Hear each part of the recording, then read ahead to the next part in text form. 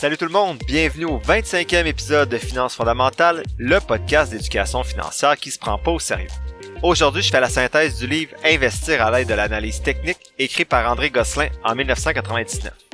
Je vous partage aussi les résultats de mes expérimentations effectuées en 2022 de différentes stratégies réputées gagnantes en bourse, comme on l'a vu dans le dernier épisode. Enfin, je fais un bref retour sur les épisodes 16 à 25. Bon podcast!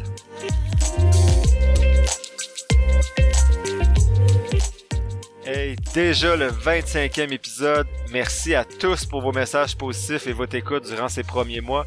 Le podcast a connu une croissance moyenne mensuelle de 689% depuis le début. Merci beaucoup.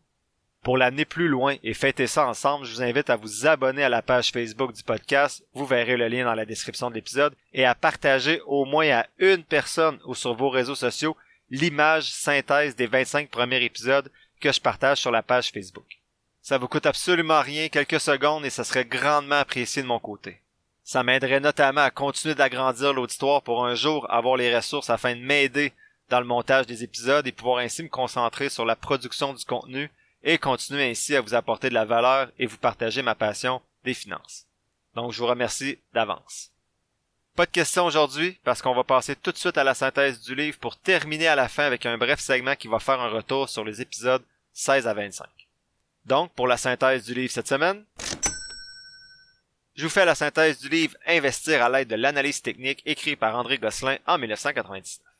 Avant de débuter, je veux mentionner que j'ai bel et bien fait une erreur la dernière fois avec le point 4 lorsque je vous ai présenté la stratégie du Momentum Investing, surnommée également le Markman Flare-Out Growth Model. Cette stratégie-là était dans ce livre-ci et non dans celui que je vous ai résumé dans l'épisode précédent. En effet, cette stratégie repose davantage sur une approche technique, donc une approche momentum, mais elle répond quand même aux critères de simplicité de l'auteur, ce qui est rare quand même avec l'approche technique. L'idée derrière cette stratégie-là, c'est de se dire qu'avec les screeners actuels disponibles sur Internet pour bien classer les compagnies selon différentes données, différentes variables qu'on décide qu'on veut mettre de l'avant, ben c'est pas plus compliqué d'avoir plus que 3 critères, et cette technique demeure donc intéressante selon l'auteur. Donc le premier point que je veux aborder avec vous de ce livre-là, c'est est-ce que l'analyse technique est pertinente ou non? Au début du livre, l'auteur semble plus ou moins être pour l'analyse technique. Mais il mentionne en recensant les études qu'il y a du positif qui ressort dans les statistiques. Avant, c'était pourri l'analyse technique, mais dans les dernières années, dans l'écriture du livre, il faut pas oublier que le livre a été publié en 1999, on voyait déjà que l'analyse technique semblait être de mieux en mieux. Donc l'auteur est demeuré curieux. Il propose notamment 2 stratégies plus connues à cette époque-là, le CRISMA et la méthode Weinstein. Les 2 méthodes combinent différentes variables techniques et semblent efficaces. Cependant, l'auteur va davantage vers la méthode en fait qui semblait plus mécanique, sans graphique, qui était celle du Markman Flare-Out Growth Model que je vous ai présenté à l'épisode précédent. Il faut pas oublier non plus que si vous faites un rendement de 1% supérieur au marché, mais que vous passez 35 heures sur ça par semaine, c'est correct si c'est une passion et que ça nuit pas aux autres sphères de votre vie. Mais ce 35 heures-là, à un salaire quelconque, serait profitablement plus rentable, du moins entre 18 et 40 ans. 1% de plus rendu avec un gros patrimoine familial, ça peut quand même avoir un certain impact, mais bon, faites des choix judicieux. L'analyse technique, c'est vraiment pas mon expertise, j'en ai jamais fait, j'ai pris peu de traces quand j'ai lu ce livre-là parce que ça m'intéresse pas vraiment, c'est pas mon style d'investissement. Je vous laisse donc creuser davantage de ce côté-là ou écouter d'autres podcasts plus spécialisés dans ce domaine-là. Je vais peut-être bientôt ajouter à ma liste de lecture des livres sur le swing trading par curiosité, je sais pas si, en fait, je sais c'est quoi, mais je sais pas nécessairement comment le personnaliser, donc je vous en parle peut-être bientôt. J'ai donc fait un seul point sur ce livre-là parce que j'aime pas parler d'un sujet que je connais pas. Vous pourrez dire que le titre, c'est de la fausse pub. Vous aurez raison. Mais les 4 autres sont réservés à mes expérimentations des différentes stratégies reconnues comme gagnantes selon la littérature scientifique et selon le présent auteur. Stratégiquement, il fallait de toute façon que je profite d'un épisode un peu moins garni pour intégrer ces expérimentations-là qui sont en lien justement avec les livres d'André Gosselin. Je veux juste préciser avant de passer au prochain point que même si l'auteur dit que l'analyse technique s'est améliorée, il faut pas oublier que le livre a été publié en 1999. Donc de 1999 à 2023, il y a probablement eu beaucoup d'avancées dans l'analyse technique que je ne connais pas. Donc je vous invite fortement ceux qui sont intéressés ou qui débutent dans l'analyse technique, même si c'est pas mon style d'investissement, il semble que ça peut être efficace. Je vous invite à lire avant de vous embarquer dans ce type d'analyse-là. Donc avec le deuxième point de la synthèse d'aujourd'hui, je débute plutôt l'expérimentation. En fait, je vous partage les résultats issus de l'expérimentation de 4 stratégies gagnantes, historiquement gagnantes, que j'ai expérimentées avec de l'argent fictif. La première que je partage avec vous, c'est celle qu'on a vue dans le dernier épisode de James O'Shaughnessy.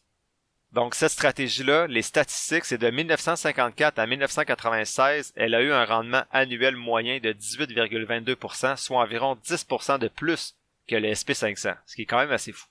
De 1964 à 2009, le rendement était de 17-19% aussi selon certains sites, donc à peu près la même moyenne qu'on avait de 18,22. Depuis 10 ans, j'ai eu de la misère à trouver les chiffres, donc pour la performance de ce type de stratégie-là. Pourtant, si elle est efficace, les gens devraient la mettre en place. C'est pour ça que j'étais un peu confus par rapport à tout ça. Mais on se rend compte que depuis 10 ans, cette stratégie-là sous-performe le SP500 d'environ 3-4%.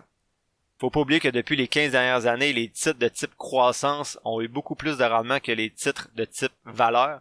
Donc c'est normal que cette stratégie-là, basée sur une approche valeur, ait peut-être sous-performé l'indice SP500.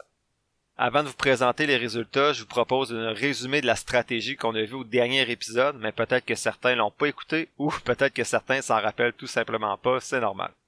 Donc ce qu'on a vu au dernier épisode, c'est qu'on devait rentrer des données dans un screener, donc dans un site qui permet de sélectionner différentes compagnies selon différents critères. Il fallait d'abord intégrer le critère que le market cap, la capitalisation boursière devait être de plus de 250 millions. Il devait également y avoir plus de 50 millions de ventes annuellement. Le ratio cours-vente annuel devait être plus petit que 1.5, donc le ratio price-sales. Et on devait aller chercher les rendements du cours, donc comment le titre a pris de la valeur au cours des 3 derniers mois, des 6 derniers mois et de la dernière année. Donc ce rendement-là devait être positif au cours des 3, des 6 et des 12 derniers mois pour que la compagnie soit retenue quand on cliquait sur Screen. Donc un coup je cliquais, ça me sortait plein de compagnies et vous vous rappelez, il fallait sélectionner les 50 titres qui avaient eu le meilleur rendement au cours de la dernière année. Donc à partir de là, c'est facile. Je pesais sur le bouton Screen, j'avais peut-être 800-900 compagnies qui ressortaient. Je faisais juste les classer en ordre croissant de la compagnie qui avait eu le meilleur rendement durant les 12 derniers mois à celle-là qui avait eu les moins bons. Donc c'est plutôt un ordre décroissant. Et je sélectionnais les 50 meilleurs titres. Pour les besoins de la cause et à cause que moi j'analysais d'autres variables juste par curiosité, je prenais les 70 meilleures compagnies aux États-Unis dans le rendement de la dernière année et je prenais les 20 meilleures au Canada. Avant de sélectionner les compagnies, je vérifiais ensuite si les bénéfices étaient positifs sur 5 ans et je regardais également, en fait, j'inscrivais plutôt la donnée qui était relative aux dividendes, même si c'était pas un critère de sélection. J'ai testé plusieurs autres variables que je vais vous partager dans les résultats pour celles qui étaient intéressantes et j'ai également fait des tests avec 25 ou 50 compagnies parce qu'on se rappelait qu'on pouvait soit en prendre 25 ou 50 selon différents auteurs. Et également, j'ai testé si c'était mieux de vendre après 3, 6 ou 12 mois. Parce que dans la stratégie, l'auteur signifiait qu'il fallait changer les 50 compagnies une fois par année. Mais il y a certains auteurs qui signifiaient plutôt qu'on devait les vendre après 6 mois, que le rendement était plus intéressant. Donc, quels ont été les différents rendements selon les différentes sélections que j'ai pu faire dans cette stratégie-là? Avant de débuter, juste vous dire que l'analyse a été effectuée entre le 3 décembre 2021 et le 3 décembre 2022. J'ai déjà débuté la seconde analyse à partir du 3 décembre 2022 jusqu'en 2023. Je vais vous les présenter au prochain bilan annuel. Et pour référence, le SP500 durant cette période-là, avec les dividendes, a eu un rendement de moins 16%. Et un FNB tout en 1, que je vous parle de temps en temps dans le podcast, par exemple XQT, a eu un rendement durant cette période-là de moins 9%. Donc quand on prend les 25 meilleurs titres, j'en ai pris 20 USC, 5 Canadiens, donc 20 Américains, 5 Canadiens, après 6 mois, on voyait que le rendement que j'aurais fait, potentiel, était de 34%. Si je prends les 25 moins bonnes, les 20 moins bonnes américaines et les 5 moins bonnes canadiennes, le rendement était de 6%. Après un an, donc si je prends les 25 meilleurs, 20 américaines, 5 canadiennes, après un an de rendement, celui-ci était à 21%. Si je prenais les 25 moins bonnes compagnies, comme pour le 6 mois, mais maintenant après un an, le rendement était de 1%. Donc si j'avais vendu après 6 mois, j'aurais fait 34% de rendement, et si j'avais vendu après 12 mois, j'aurais fait 21% de rendement. Si j'oublie la distinction canadien-américain puis je fais juste prendre les 25 meilleurs, après 6 mois, le rendement est de 41% et après un an, 35%. Si j'y vais avec le top 50, comme suggéré par James O'Shaughnessy, peu importe américain ou canadien, après un an, la performance était de 17%. Le constat, c'est ça semble être mieux, selon les résultats que j'ai obtenus, de vendre après 6 mois, mais c'est très influencé par les compagnies canadiennes parce qu'en 2022, vous comprendrez qu'il y avait beaucoup de compagnies canadiennes quand même qui étaient intéressantes à cause du pétrole. Ça influence aussi les résultats à cause que lorsqu'on vendait après 12 mois, ben c'était vers la fin de l'année 2022 où le pétrole avait commencé à redescendre. Donc c'est pour ça peut-être que dans l'expérimentation que j'ai faite l'année passée, le 6 mois est peut-être plus intéressant que le 12 mois. Une année ne fait pas une étude scientifique, donc prenez pas ces chiffres-là puis partez pas avec la stratégie pour investir de cette façon-là. C'est juste intéressant de voir qu'une stratégie aussi simple aurait pu apporter des rendements quand même assez intéressants l'année passée. En gros, si on résume, la pire performance est de 17% si on avait pris les 50 meilleurs et vendus après un an, alors que la meilleure performance est 41% si on avait pris les 25 meilleurs et vendus après 6 mois. Cette stratégie-là est donc une réussite pour l'instant, mais il faut pas oublier que c'est seulement une année. On voit aussi que le momentum semble vraiment influencer la performance alors que le top 25 versus le bottom 25, donc les 25 meilleurs versus les 25 pires, ça fait une grosse différence d'à peu près 20% même sur les rendements. Donc le critère de sélection du momentum semble vraiment être un critère intéressant pour sélectionner les titres en bourse. J'ai regardé d'autres variables aussi peut-être pour porter attention dans les futures années si ça peut encore mieux pister les sélections de titres qu'on fait une fois qu'on a fait le screening. Je vous dis pas les chiffres exacts pour pas vous mêler, mais en gros, ce qu'il faut retenir, c'est dans les autres variables que j'ai expérimentées, il y en a 3 qui semblent influencer quand même le rendement, sur une année bien sûr, je le rappelle. Première variable qui semble avoir de l'impact, c'est le ratio cours-bénéfice. Donc, en effet, lorsque je prenais les 25 compagnies avec le ratio le plus élevé, donc les compagnies qui sont chères, on pourrait dire, le rendement était environ de 1% à moins 4% sur 6 et 12 mois, alors que quand je prenais les 25 compagnies avec le plus bas P/E ratio sur 6 et 12 mois, les rendements étaient plutôt de 31 et 20%. Même chose pour le Price Book Ratio sur 6 et 12 mois. Lorsque je prenais les 25 avec le plus petit ratio, les rendements étaient de 28 et 25%. Et lorsque je prenais ça avec le ratio le plus élevé, donc qui coûtait plus cher, les rendements étaient de moins 12 et moins 19%. Enfin, quand je prenais le ratio dette-équité sur 6 mois pour ceux qui étaient peu endettés, donc les 25 compagnies les moins endettées, le rendement sur 6 mois était de 27% et sur un an 18%, alors que quand je prenais les 25 plus endettés sur les 90 compagnies que j'avais, sur 6 mois, le rendement était de 18% et sur un an de 5%. Le constat, c'est que ces 3 variables-là semblent importantes dans la première année du test, du moins, pour distinguer les bonnes actions à choisir. Ça serait intéressant pendant plusieurs années qu'elles ressortent afin de jumeler certaines d'entre elles dans la sélection des titres. Exemple, je pourrais prendre les 50 avec le plus de croissance dans la dernière année et avec un price-earning ratio en bas de 15 ou 20. Mais pour l'instant, j'ai pas assez de données pour faire ce genre de conclusion-là et j'en aurai probablement jamais assez. Donc pour cette première stratégie-là, on peut dire que la différence était énorme dans les rendements l'année passée. Ça n'a pas un gros impact sur un an, mais quand tu ramènes ça sur 30 ans, ben, ça peut vraiment faire fructifier ton portefeuille beaucoup plus rapidement. La deuxième stratégie expérimentée était celle du Momentum Investing qu'on a vu également dans le dernier épisode. Donc les rendements passés de 1964 à 2009, cette stratégie-là avait eu un rendement annualisé de 15,3%. J'ai pas trouvé de données pour cette stratégie-là de 2009 à aujourd'hui, donc malheureusement, on peut pas voir si cette stratégie-là s'est avérée efficace dans les dernières années. En résumé, dans cette stratégie-là, on se rappelle qu'il faut avoir des compagnies qui ont un market cap au-dessus d'1 milliard, qui ont des ventes d'au moins 50 millions l'année dernière, qui ont un return on equity positif, donc qui est supérieur à 0,1%, que le cours de l'action, donc le prix de l'action est égal ou supérieur à ce qu'il y a 3 mois, également que le prix est égal ou supérieur à celui d'il y a 1 mois, et que le titre est dans les fourchettes des 500 titres les plus fortement négociés dans le marché, donc il y a beaucoup de volume sur ces titres-là. Enfin, dans ces compagnies-là, je retenais celles dont la progression du prix de l'action était la plus élevée dans les 12 derniers mois. J'en ai retenu 15 aux États-Unis et 7 au Canada. La stratégie suggère d'acheter 3, 5, 7 ou 10 titres qui sont les plus élevés, en fait, qui ont eu le meilleur rendement dans la dernière année, en investissant un montant égal dans chacun de ces titres-là. 3, c'est plus risqué, 10, ben c'est un petit peu moins risqué. Idéalement, il faut investir entre le 1er novembre et le 15 janvier. Moi, je l'ai fait le 3 décembre. Et il faut conserver ces actions pendant 365 jours avant de les changer. Ce que j'ai fait le 3 décembre dernier, j'ai changé pour d'autres compagnies. Quels ont été les résultats en 2022 selon les sélections que j'ai fait? Donc, dans le top 5, quand je prenais les 4 meilleures compagnies aux États-Unis et la meilleure compagnie au Canada, après 6 mois, le rendement était de 66%. Quand je prenais les 5 moins bonnes, le rendement était de moins 4%. Après 1 an, pour le même top 5, le rendement était de 46% et il était plutôt de 1% pour les 5 pires compagnies. Je dis les 5 pires, mais c'est quand même des compagnies qui ont ressorti dans l'outil.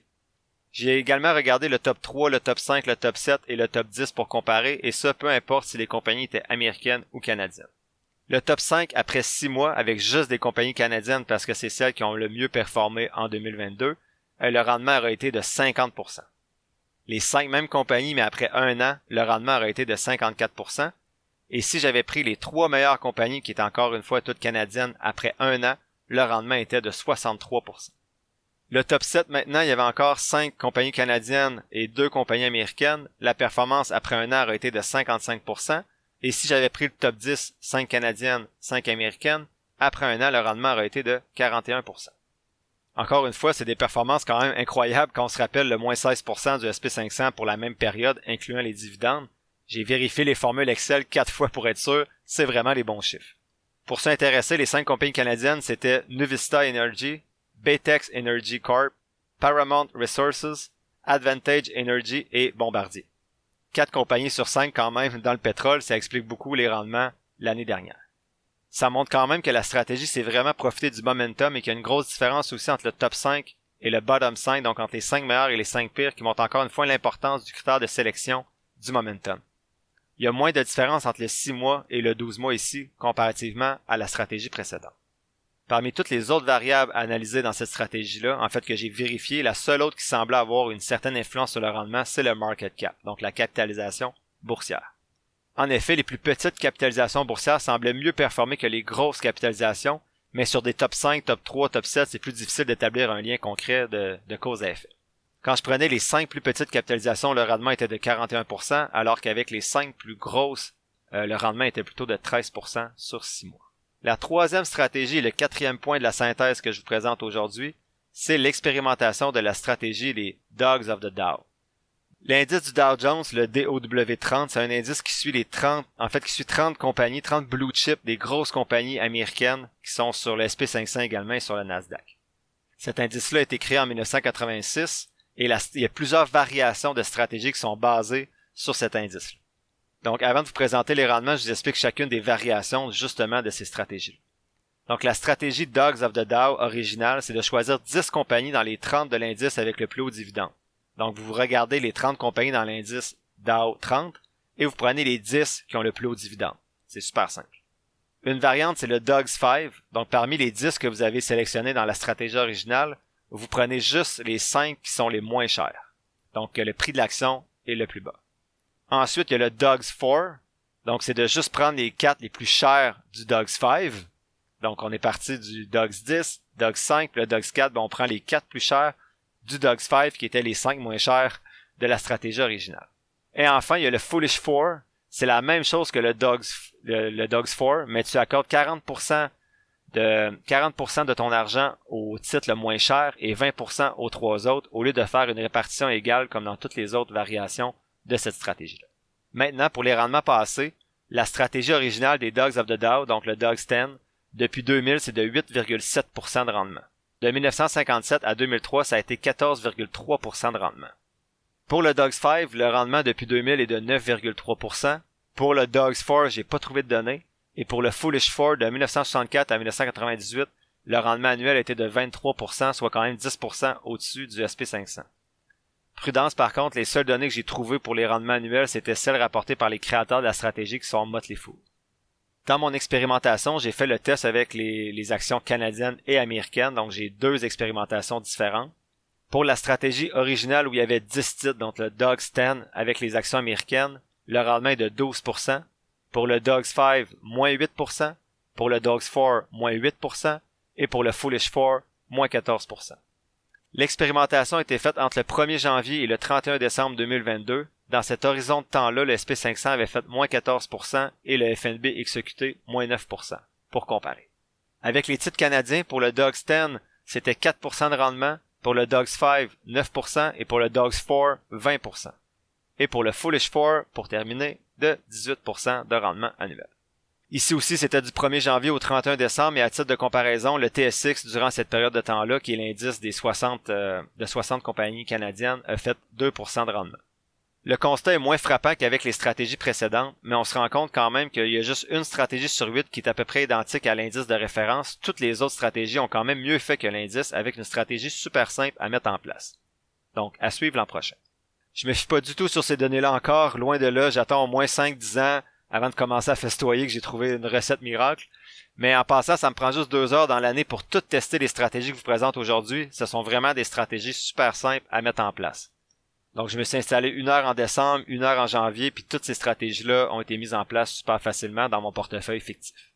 Le 5e point de la synthèse aujourd'hui, c'est pas nécessairement des stratégies que j'ai expérimentées, mais c'est 2 autres stratégies captivantes plutôt que j'ai découvertes en 2023, donc que j'ai pas encore expérimentées en 2022, mais lors du bilan annuel que je vais faire en janvier 2024, je vais pouvoir vous présenter les résultats de ces analyses-là parce que je les expérimente actuellement en 2023. La première, c'est le Shareholder Yield. J'ai vu cette stratégie-là dans un livre de 2021 d'André Gosselin, justement, qui s'appelle Lettre ouverte aux investisseurs irresponsables, que je vais vous résumer quand même dans longtemps, car je l'ai lu pas mal plus tard dans mon cheminement, donc désolé, c'est pas pour bientôt. Le Shareholder Yield, c'est l'addition du rendement en dividende avec le pourcentage des actions rachetées par une compagnie au cours des 12 derniers mois. Donc, exemple, si le rendement associé au dividende est de 3% et que le rendement réel associé au rachat d'actions est de 5%, ben le Shareholder Yield est de 8%, et pardonnez-moi mon anglais. Ce que ça permet de faire, cette statistique-là, c'est que ça permet de reconnaître les vraies bonnes valeurs et surtout les compagnies qui n'hésitent pas à redistribuer une bonne part de leurs profits à leurs actionnaires. Selon André Gosselin, de 1984 à 2004, les 10 titres du SP500 avec les plus gros shareholder yield renouvelés une fois par année, le rendement aurait été de près de 23% par rapport à 12% pour le SP500. Donc c'est quand même 11% de plus. J'ai pas vérifié ces chiffres-là, mais maintenant je teste clairement la stratégie parce que ça me semble intéressant. L'auteur dit qu'on serait avec ces chiffres-là aux côtés des Peter Lynch et des Warren Buffett de ce monde sans faire presque aucun effort. J'en doute, mais je fais quand même l'expérimentation parce que je suis quelqu'un de curieux. J'ai quand même pris le temps de fouiller sur d'autres sites par rapport à cette stratégie-là, puis même sur plusieurs autres sites, on montrait que cette stratégie-là aurait surperformé le marché de 3,4% de 1927 à 2009. C'est quand même incroyable, c'est à peu près 80 ans où tu aurais surperformé le marché de 3% avec une stratégie qui prend environ 1 heure à mettre en place chaque année. C'est assez incroyable. La deuxième stratégie que je présente pas de résultats aujourd'hui, mais vous allez voir lors du bilan annuel en janvier prochain, c'est la Magic Formula de Joel Greenblatt dans le livre The Little Book That Beats the Market. Je vous le résume plus tard aussi, mais pas aujourd'hui. La stratégie de cet auteur-là est fondée sur le fait que si vous achetez des compagnies avec un rendement sur le capital élevé et un ratio cours-bénéfice bas, vous allez finir par acheter des compagnies qui sont sous-évaluées de façon naturelle. Sa formule magique est la suivante, elle est super simple, il va seulement classer les compagnies selon leur score combiné à ces deux données-là. Donc une compagnie va avoir un score sur 20 pour la rentabilité sur le capital et un score sur 20 pour le ratio cours-bénéfice. Il va combiner ces deux scores-là et plus qu'une compagnie a un score élevé, plus elle a des chances d'être sélectionnée dans sa stratégie. L'auteur a un site super intéressant, il fait le travail pour vous, il vous classe automatiquement de 20 à 30 compagnies qui répondent en fait qui ont le score le plus élevé selon sa formule magique pour l'année en cours. Vous sélectionnez 20 ou 30 compagnies, vous les gardez 1 an, vous les vendez et vous refaites le travail, c'est quand même assez simple. Selon l'auteur, sur 17 ans, donc de 1988 à 2004, le rendement d'une telle stratégie aurait été de 13,8% annuellement versus 12,3% pour l'entièreté du marché américain. C'est moins flagrant comme rendement, mais ça me semble un petit peu plus réaliste. Ce ne sont pas des statistiques par contre que j'ai vérifiées non plus, ce sont les statistiques de l'auteur qui parlent de sa formule magique à lui, donc peut-être prendre ça avec un grain de sel. En conclusion, l'analyse technique semble être une méthode de plus en plus valide pour investir, mais très énergivore, donc à vous de voir si elle vous convient, mais je suis pas la bonne personne pour vous guider là-dedans. Je pense que l'analyse technique peut être intéressante pour savoir quand vendre un titre, par exemple, donc ça peut être un indicateur de plus, mais attention, les statistiques sont contre vous. Les statistiques montrent qu'il y a beaucoup plus de gens qui perdent de l'argent avec l'analyse technique qu'il y en a qui en font. Il semble également que ça prendra un bon montant aussi pour que ça devienne intéressant côté salaire de faire de l'analyse technique en bourse. Aussi, on a vu qu'il y a certaines stratégies qualifiées par André Gosselin de simples et automatiques qui ont bien performé en 2022 selon les résultats que je vous ai présentés aujourd'hui. Reste à voir si ça va être le cas dans les prochaines années. On va suivre ça ensemble pour ceux que ça intéresse. Le deuxième segment de l'épisode d'aujourd'hui est court, c'est en fait juste qu'est-ce qu'on retient de la partie plus active des derniers épisodes. En effet, les épisodes 16 à 25 étaient davantage axés vers une stratégie d'investissement active, donc où on apprend à évaluer la qualité d'un titre et le prix d'un titre pour pouvoir investir dans ces compagnies-là, contrairement à l'approche des fonds négociés en bourse indicielle passif où on investit seulement dans un panier d'actions. La stratégie que je vous ai présentée initialement à l'épisode 2 est grandement influencée par ces lectures-là, en grande majorité en fait. Vous comprendrez donc mieux maintenant ce qui a mené aux choix qui ont permis de développer l'outil d'analyse que je vous ai présenté préalablement. C'est important de savoir que rendu là, j'avais écouté beaucoup de podcasts, beaucoup de vidéos YouTube, j'avais consulté plusieurs sites, j'avais lu tous les livres que je vous ai résumés et d'autres que je vous ai pas résumés parce que j'avais pas pris de traces. Donc j'avais arrêté de lire à ce moment-là, puis j'avais commencé à investir 100% en sélection de titres individuels. Donc j'avais tout sorti d'Industriel Alliance, j'avais tout ramené mon argent et j'avais acheté 6 titres. Donc j'avais tout mis mon argent dans 6 titres seulement. Et j'avais 5% en crypto-monnaie. Donc, même s'il n'y a pas de pause dans le podcast, on va continuer tout de suite avec l'investissement plus passif. Vous allez voir dans le prochain épisode. Mais dans la vraie vie, quand j'étais rendu là dans mon cheminement, j'ai investi tout mon argent dans 6 titres. Ce que je suggère pas de faire, j'ai été chanceux, mais je me suis rendu compte rapidement que j'aurais pu me planter assez solidement. Donc, dans les prochains épisodes, les livres que je vais vous résumer dans la vraie vie sont venus beaucoup plus tard à partir de ce moment-ci. Donc, j'ai investi pendant un petit bout. Puis après ça, il y a un ami qui m'a prêté le livre de Nicolas Bérubé, qui parle d'investissement passif et de FNB. Donc, j'ai commencé à connaître ce type d'investissement-là et je me suis rendu compte que ma façon d'investir n'était peut-être pas la bonne. Avant d'en arriver à la synthèse de livres qui parle d'investissement passif indiciel, le prochain épisode, soit l'épisode 26, va permettre de faire une mise à jour de ma stratégie d'analyse. En effet, lorsque j'ai fait ma dernière séquence d'analyse en mars 2023, j'ai ajusté un petit peu ma stratégie d'analyse, donc je vais vous la présenter de nouveau de façon beaucoup plus claire. En effet, toutes les compagnies que je vous présente avec les images sur la page Facebook, cette analyse-là avait été faite en novembre 2022 et j'en ai fait une nouvelle récemment en mars 2023. Donc, puisque je repars une nouvelle vague d'analyse, je vous partage ma nouvelle stratégie dès le prochain épisode et j'ai ainsi actualisé en même temps mes listes d'actions. On va donc repartir à zéro jusqu'à la prochaine analyse en septembre. L'épisode tire à sa fin. Je vous remercie d'avoir écouté ce 25e épisode de Finances fondamentales qui avait beaucoup de chiffres quand même. En résumé, on voit clairement que l'analyse technique, c'est pas mon fort, mais si ça vous intéresse, il existe des livres plus récents et pertinents que celui-là sur le sujet. On a vu aussi qu'on allait s'amuser à chaque début d'année pour voir si les stratégies simples et automatiques nous permettront de devenir les prochains Buffett du Québec en y mettant seulement 1 heure par année. J'en doute fortement, mais on va s'amuser quand même. Comme je viens de mentionner, la semaine prochaine, je vais vous faire une mise à jour de ma stratégie d'investissement à l'aide cette fois-ci d'un exemple concret pour m'assurer que la compréhension est facilitée. Ceux qui sont intéressés, je vais partager jeudi sur la page Facebook de Finances fondamentales l'analyse des 8 dernières compagnies que j'ai analysées en 2022 qui répondaient pas au nombre de points minimal pour passer la première étape dans mon outil d'analyse. Si vous avez apprécié l'épisode d'aujourd'hui et le podcast de façon générale, je vous rappelle le défi d'aujourd'hui de partager l'image synthèse des 25 premiers épisodes. Cette image-là est disponible sur la page Facebook de Finances fondamentales, donc abonnez-vous à cette page-là, partagez l'image avec votre entourage ou une personne que vous connaissez que vous croyez que ça pourrait intéresser. N'oubliez pas que je suis pas un expert, un gourou de la finance, juste un gars qui trippe un peu trop et qui partage ce qu'il apprend. Prenez pas ce que je dis pour du cash ou comme une recommandation d'achat, faites vos propres recherches. Sur ce, merci encore pour votre écoute et surtout pour votre écoute et votre présence lors des 25 premiers épisodes du podcast. On se dit à la semaine prochaine pour le 26e épisode de Finances fondamentales. Bye bye.